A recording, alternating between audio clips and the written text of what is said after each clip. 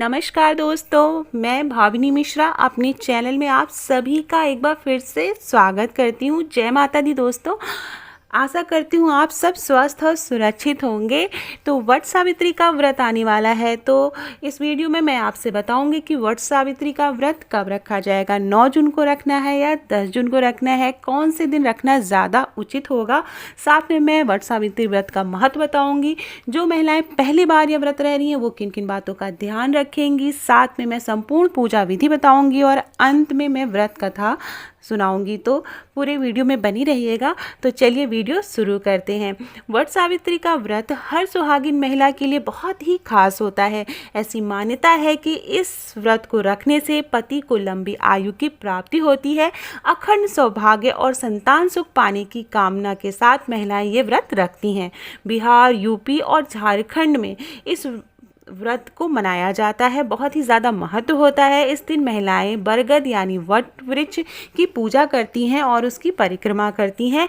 हिंदू पंचांग के मुताबिक ज्येष्ठ मास की कृष्ण पक्ष के अमावस्या के दिन यह वट सावित्री व्रत रखा जाता है। बहुत से लोग कंफ्यूज हो जाते हैं। मैं बता दूं कि जो अमावस्या का व्रत होता है वो यूपी, बिहार, झारखंड में रखा जाता है।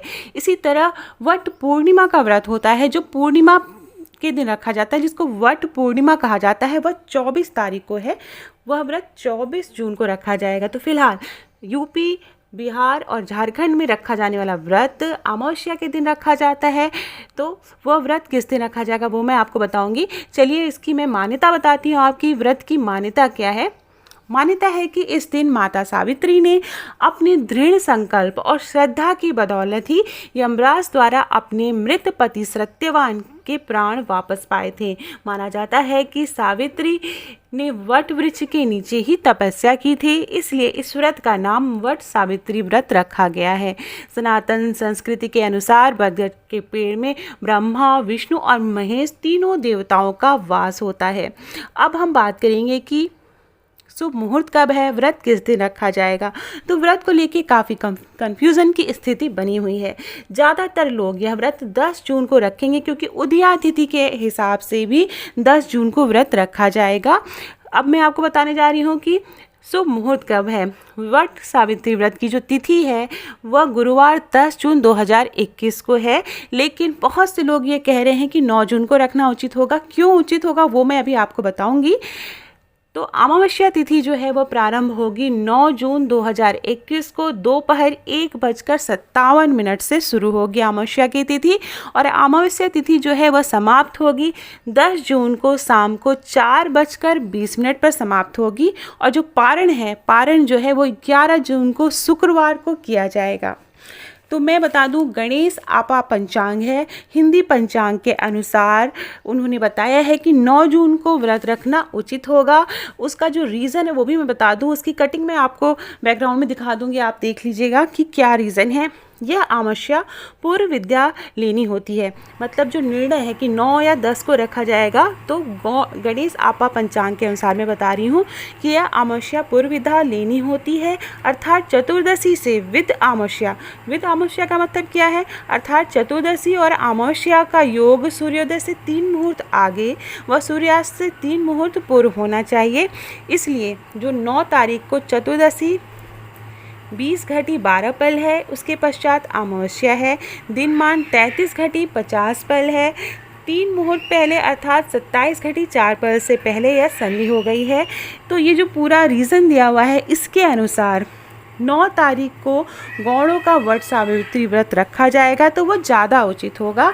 लेकिन मैक्सिमम लोग जो है वो व्रत 10 जून 2021 को रख रहे हैं, क्योंकि जो इसकी पूजा होती है वह सुबह सुबह होती है।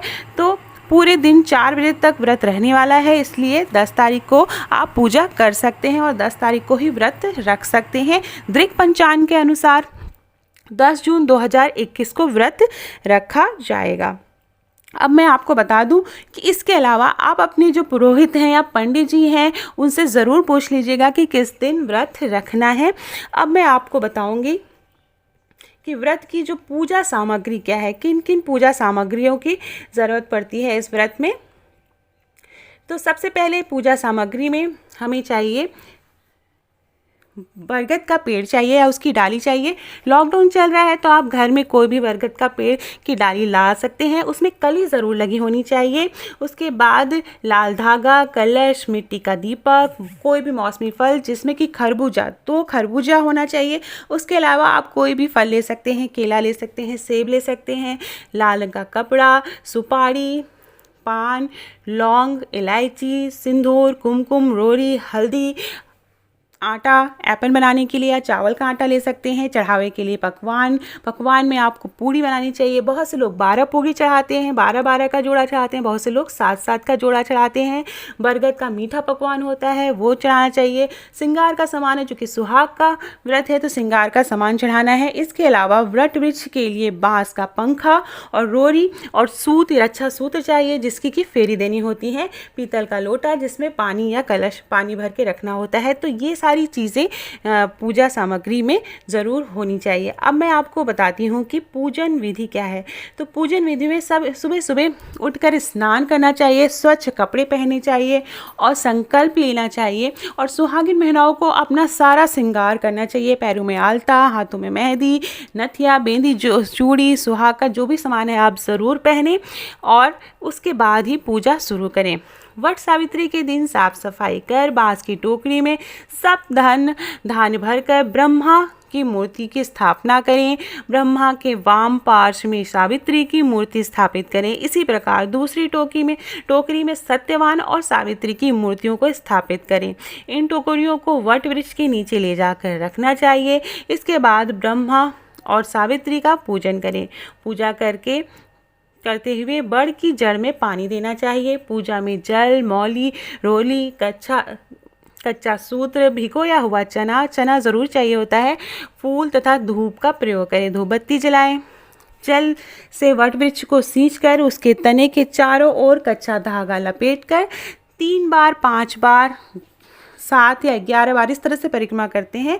परिक्रमा करनी चाहिए। बड़ के पत्तों के गहने पहनकर वट सावित्री व्रत की कथा सुननी चाहिए। तो मतलब जो भी पत्तियां हैं बरगद की उसको या तो आप हाथ में ले लें या कहीं माला बना के पहन लें। भीगे हुए चनों को बायना निकाल कर नगद रुपए रख कर अपनी सास के पैर छूकर उनका आशीर्वाद लेना चाहिए। पूजा समाप्ति पर ब्राह्मणों को वस्त्र तथा फल बाँस के पात्र में रखकर दान देने चाहिए। इस व्रत में सावित्री सत्यवान की पुण्य कथा को सुनना ना भूलें, ज़रूर सुनना चाहिए। सावित्री और सत्यवान की जो व्रत कथा है उसे ज़रूर सुनें। यह कथा पूजा करते समय दूसरों को भी सुनाना चाहिए। घर के सारे सदस्यों को इस पूजा में ज़रूर शामिल करें। माना जाता है कि जो भी महिलाएं इस व्रत को पूरी श्रद्धा से करती हैं तो उन्हें पति के जीवन पर आया हुआ कोई भी जो खतरा है वो टल जाता है और पति की लंबी आयु होती है। अब मैं आपको बताने जा रही हूँ सावित्री व्रत कथा। भद्र देश के एक राजा थे जिनका नाम अश्वपति था। भद्र देश के राजा अश्वपति के कोई संतान न थी। उन्होंने संतान की प्राप्ति के लिए मंत्रोच्चारण के साथ प्रतिदिन 1 लाख आहुतियाँ दी। 18 वर्षों तक वह ऐसा करते रहे। इसके बाद सावित्री देवी ने प्रकट होकर वर दिया कि राजन, तुझे एक तेजस्वी कन्या पैदा होगी। सावित्री देवी की कृपा से जन्म लेने के कारण से कन्या का नाम सावित्री रखा गया। कन्या बड़ी होकर बेहद रूपवान हुई। योग्य वर न मिल पाने की वजह से सावित्री के पिता काफ़ी दुखी रहने लगे। उन्होंने कन्या को स्वयं वर तलाशने के लिए भेज दिया।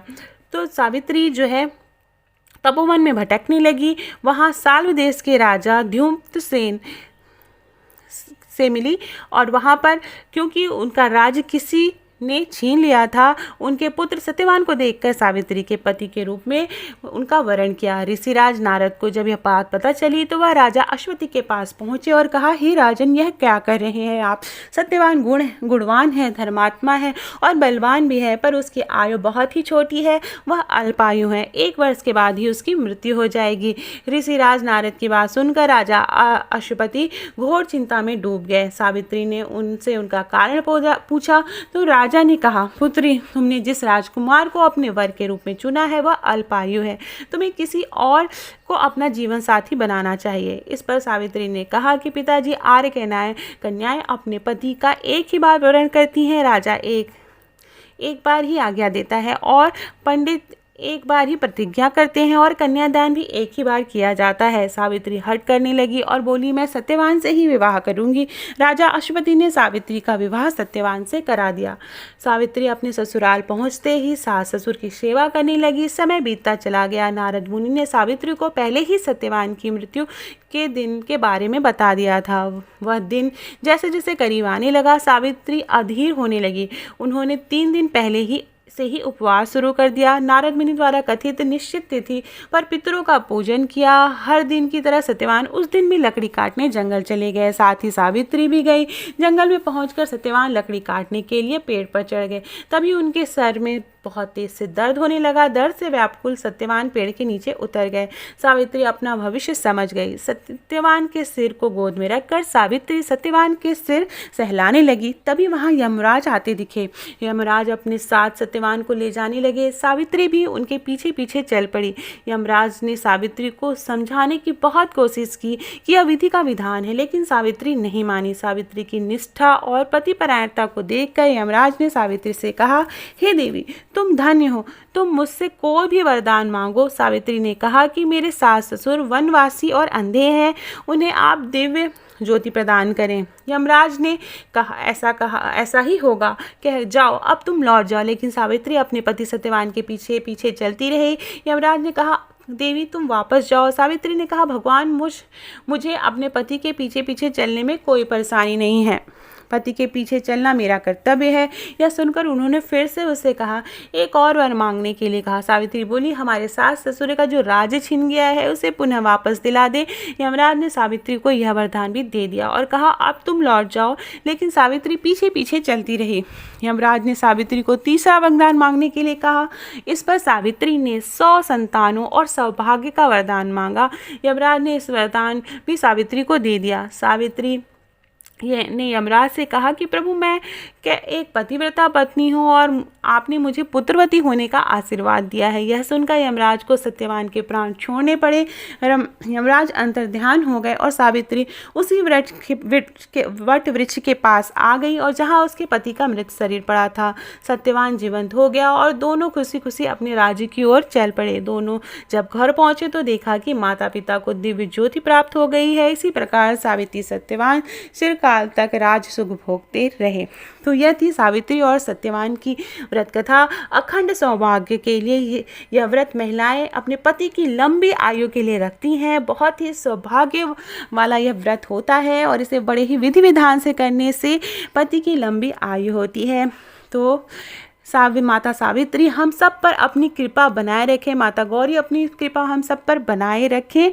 इसी के साथ ये वीडियो एंड करती हूँ। वीडियो पसंद आया हो तो प्लीज़ अपने दोस्तों के बीच में शेयर करिएगा, लाइक ज़रूर करिएगा पसंद आए तो, और मेरे चैनल को प्लीज़ सब्सक्राइब कर लीजिए। इसी तरह अच्छे अच्छे वीडियो मैं डालती रहूँगी। बहुत बहुत धन्यवाद ये वीडियो देखने के लिए, और अपनी केयर ज़रूर करिएगा, सावधान रहिएगा और सुरक्षित रहिएगा। बहुत बहुत धन्यवाद।